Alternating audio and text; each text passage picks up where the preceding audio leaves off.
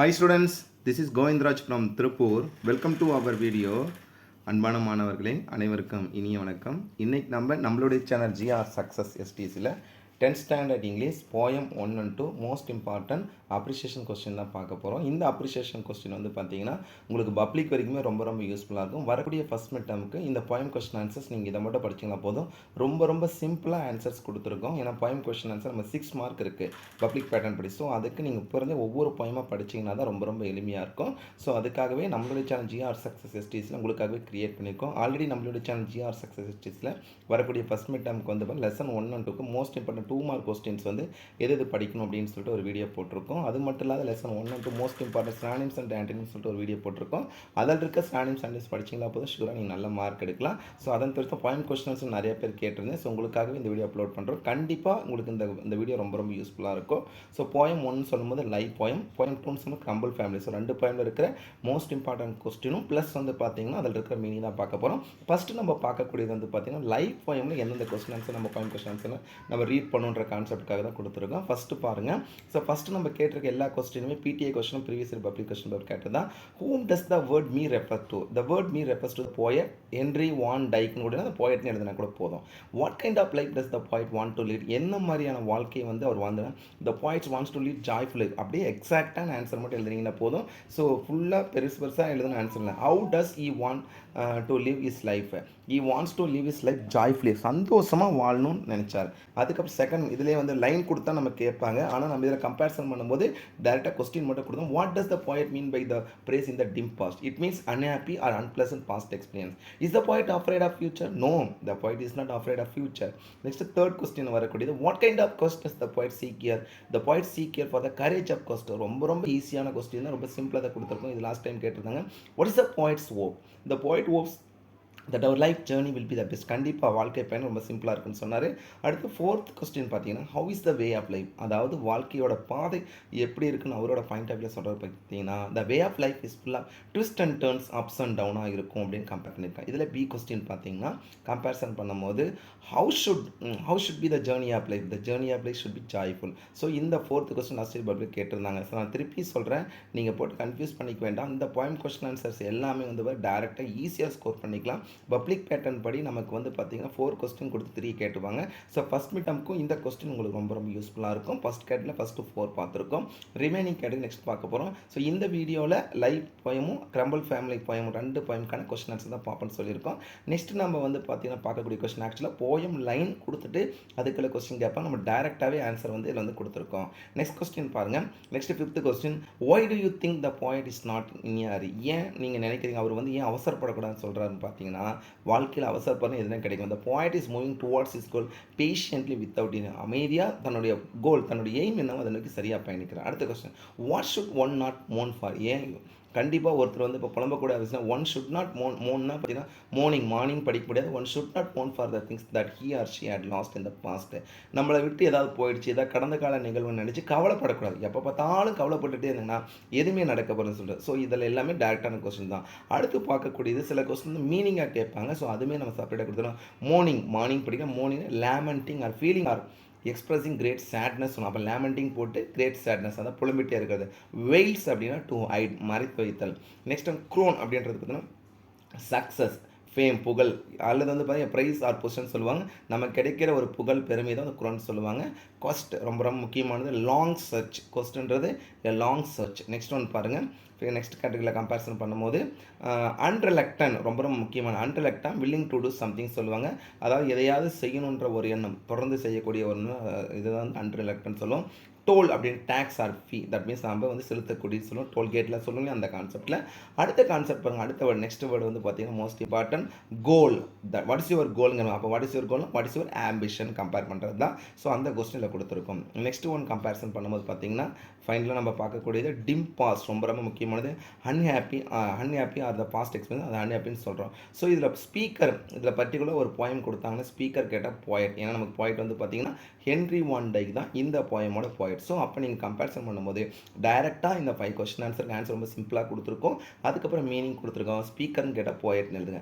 நிறைய பேர் கேட்கறது என்ன சார், நாங்கள் நிறைய கைடில் படிக்கிறோம் நான் அந்த கைடில் வெவ்வேறு மாதிரி இருக்கே அப்போ ஆனால் இது ஆன்சர் ரொம்ப ஷார்ட்டாக இருக்குன்னா பப்ளிக்கில் வந்து நானும் சொல்லியிருக்கேன் நிறைய டைம் நம்ம எக்ஸ்பெக்ட் பண்ணது இல்லைன்னா எக்ஸாக்டான ஆன்சர் இயர் பை ஒவ்வொரு வருடம் பப்ளிக் வேல்யூஷன் நம்ம போயிட்டு தான் இருக்கும் அதில் எக்ஸாக்டான ஆன்சர் ஸோ அது மாதிரி தான் உங்களுக்கு கிரியேட் பண்ணிக்கலாம். அடுத்து நம்ம பார்க்கக்கூடியது வந்து பார்த்திங்கன்னா த கிரம்பிள் ஃபேமிலி ரொம்ப ரொம்ப முக்கியமான போயம். ஸோ இந்த கிரம்பிள் ஃபேமிலியில் கேட்கக்கூடிய போயம் கொஸ்டின்ஸ் லாஸ்ட் இயர் இதில் வந்து பேராகிராஃப்னு கேட்டதாங்க போயம் கொஸ்டின். அதில் ஃபஸ்ட் கொஸ்டின் பாருங்கள், where does the family live? The family lives in the complaint street. புகார் செல்லும் தெருவில் தான் குடும்பமே இருந்தது. Second question, why do you think the street is named is complaint street?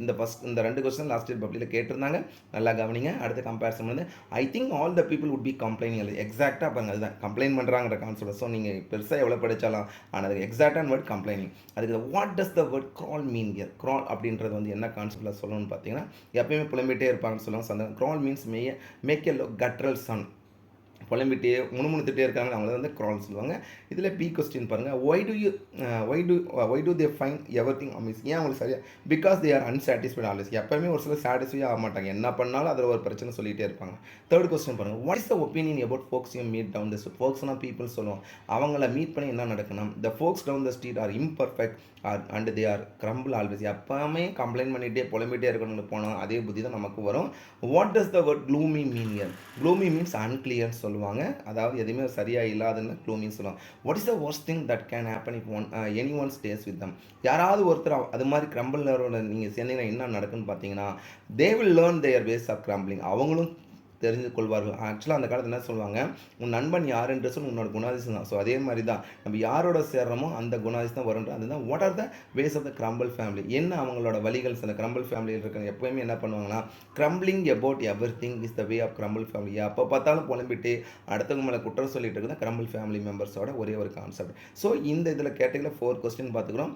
Examination point of வியூவில் crumble family ரொம்ப ரொம்ப முக்கியமான கொஸ்டின். ஸோ அதனால் டேரெக்டாக கொடுத்து நான் திருப்பி சொல்கிறேன், நீங்கள் எந்த கைட்னாலும் படிங்க, ஆன்சர் வந்து கான்செப்ட் சரியாக இருக்கும். ஸோ அதுக்காக தான் இந்த கேட்டகரி கொடுக்கணும். அடுத்து நம்ம பார்க்கக்கூடியது வந்து கண்டினியூஸாக கிரம்பிள் ஃபேமிலியில் ரிமைனிங் இருக்க கொஸ்டின்ஸாக பார்க்க போகிறோம். ஸோ கிரம்பிள் ஃபேமிலி அப்படின்னு சொல்லும்போது இந்த கொஸ்டின் வந்து மோஸ்ட் இம்பார்ட்டன்ட். அடுத்து பார்க்குறது, what is the wisest thing that the poet suggestion? நம்ம பாய்ட்டை சொல்கிறாங்க இல்லைங்களா, எல்லாம் மாண்ட கோமதி அவங்க சொல்லக்கூடிய ஒரே ஒரு கான்செப்ட்னா, we have to stay away from the grumble family. அது மாதிரி இருக்கிற எண்ணங்கள் இருக்குன்னா கிரம்பிளர்ஸ்லேருந்து நம்ம வந்து விட்டு விலகிறது தான். யார் ஊரெல்லாம் திருத்த முடியாது, நாம் சரியாக இருந்தோம்னா போதும்.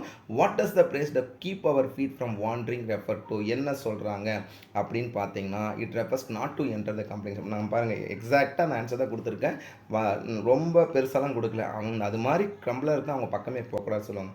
அடுத்த 6 கொஸ்டின் பார்த்தீங்கன்னா, what does the poet expect every one to learn? பாய்ட்டஸ் என்ன சொல்ல வராங்கன்னா, the poet expects every one to walk with a smile and song. எல்லாரும் நம்மளுடைய வாழ்க்கை சந்தோஷமாக சிரித்த முகத்துடன் வாழணும் அவங்களோட எக்ஸ்பெக்டேஷன் சொல்கிறாங்க. பி கொஸ்டின் பாருங்கள், what should we do when things go wrong sometimes? நமக்கான வேலை நமக்கு எதுவுமே சரியாக நடக்கணும், நம்ம என்ன பண்ணால் வி ஷுட் நாட் வரி. சிம்பிளாக கொடுத்துடணும், கவலைப்படக்கூடாது, அவ்வளோதான். கவலைப்படாமல் இருந்தீங்கன்னா கண்டிப்பாக நம்ம வந்து வி கேன் அச்சீவ் எனிதிங் சொல்லலாம். நெக்ஸ்ட் கொஸ்டின் பாருங்கள், இதெல்லாம் நம்ம எக்ஸ்ட்ரா கொடுத்துருவோம். நேம் த சிட்டி அண்ட் ரிவர்னா, river of discontent never are satisfied compare பண்ணுவோம். இது வந்து புக்கின் side compare. What is the curious திங்னா, no one can be brought to acknowledge with the family name. அதுதான் வந்து பார்த்தீங்கன்னா கியூரியஸ் திங், அவங்க அக்செப்டே பண்ணிக்க மாட்டாங்க. What do they growl at தான், they growl at the Rhine and the crawl at த. எல்லாத்த பற்றி கம்ப்ளைண்ட் பண்ணிகிட்டே இருக்கோம். இதில் எக்ஸ்ட்ரா கொஸ்டினாக கொடுத்துருக்கோம். ஓவராலாக நம்ம 6 கொஸ்டின் புக் பேக்கில் இருக்குது. ஸோ அதுக்கு எக்ஸாக்டான ஆன்சர் கொடுத்துருக்கோம்.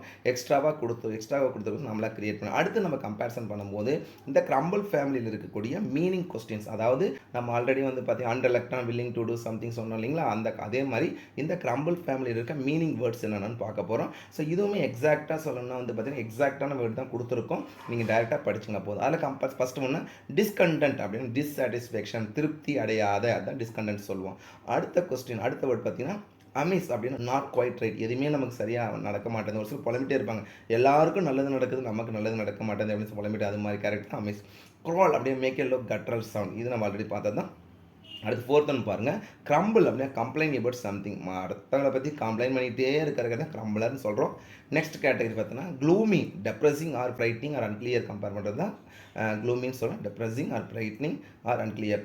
க்யூரியஸ்னால் த ஸ்ட்ரேஞ்சர்ஸ் ஆர் அன்யூஸ்னு சொல்லுவாங்க. அதாவது ரொம்ப வந்து வித்தியாசமானது தான் அதாவது க்யூரியஸ் திங். அதாவது அவங்க அக்னாலஜ் வாங்கிக்க மாட்டாங்க இல்லையா, அந்த கான்செப்ட் சொல்கிறது. அக்னாலஜ் அப்படின்னா அக்செப்ட் ஆர் அட்மிட். அக்னாலஜ்ன்றது அக்செப்ட் பண்ணிக்கிறது, ஆனால் அது அந்த கான்செப்டில். நெக்ஸ்ட் டெரிபிள் அப்படின்னு எக்ஸ்ட்ரீம்லி பேட் ஆர் சரி, ரொம்ப டெரிபிளான சுச்சுவேஷன்ஸ், ரொம்ப வந்து எக்ஸ்ட்ரீம்லி பேட் சுச்சுவேஷன் தான் டெரிபிள். வாண்டரிங் அப்படின்னா லெஷர்லி வாக். ஒரு சிலர் வந்து பார்த்தீங்கன்னா wandering year and the without aimless சொல்லுவாங்க. தட் மீன்ஸ் எந்த ஒரு எதிர்கால நோக்கம். ஒரு சிலர் இங்கேயும் உலாவிட்டுருங்க, அதான் வாண்டரிங் சொல்லுவாங்க. ஸ்டேஷன் வந்து பொசிஷன், அவங்களோட ஸ்டேஷன் ஐஆர் அம்புன்னு கம்பேர் பண்ணால் அந்த லைனில் வரக்கூடியது. ஃபோக்ஸ் அப்படின்னு பர்சன்ஸ் ஆர் பீப்புள், ரொம்ப ரொம்ப முக்கியம். வாட் டஸ் த வேர்ட் ஃபோக்ஸ்னா பர்சன்ஸ் ஆர் பீப்புள்ஸ் சொல்லுவோம்.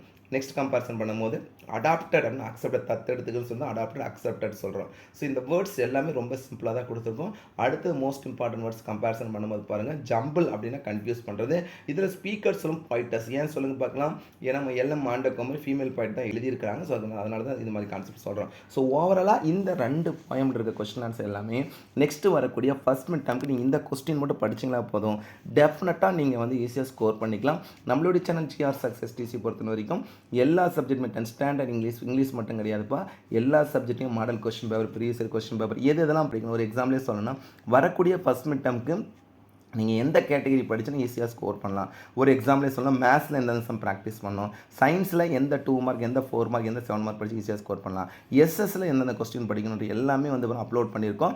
அதுக்கான பிடிஎஃப் லிங்க்கும் டிஸ்கிரிப்ஷனில் கொடுத்துருக்கோம். ஸோ எல்லாமே ஒரு பிளேலிஸ்ட் வேணால் க்ரியேட் பண்ணுறோம், ஃபஸ்ட் மிட் டேர்ம் டெஸ்ட் 2024 சொல்லிட்டு அதில் எல்லாமே இந்த வீடியோ அப்லோட் பண்ணுறோம். கண்டிப்பாக உங்களுக்கு இந்த வீடியோ ரொம்ப யூஸ்ஃபுல்லாக நினைக்கிறேன். இந்த வீடியோ பிடிச்சினா மறக்காம உங்கள் ஃப்ரெண்ட்ஸுக்கு ஷேர் பண்ணுங்கள். நம்மளுடைய சேனல் ஜிஆர் சக்ஸஸ் சர்ச்சாக ஃபாலோ பண்ணுங்கள். டெஃபினட்டாக உங்களுக்கு ரொம்ப யூஸ்ஃபுல்லான வீடியோ தான் பண்ணிகிட்ருக்கோம். So once again thank you from GR Success STC for your valuable support to our channel GR Success STC. Thank you all my dear students. நீங்கள் நல்லா ப்ரிப்பேர் பண்ணுங்கள். இருக்கிற இந்த சமயத்தில் நல்லா ப்ரிப்பேர் பண்ணிங்களா, ஷூராக வரக்கூடிய மிட்டம்ன்றது நல்லா ஸ்கோர் பண்ணலாம். ஃபஸ்ட்லேருந்தே படிங்க, லாஸ்ட்டில் போய் படிக்க முடியாது. I wish you all success. Okay, thank you, bye.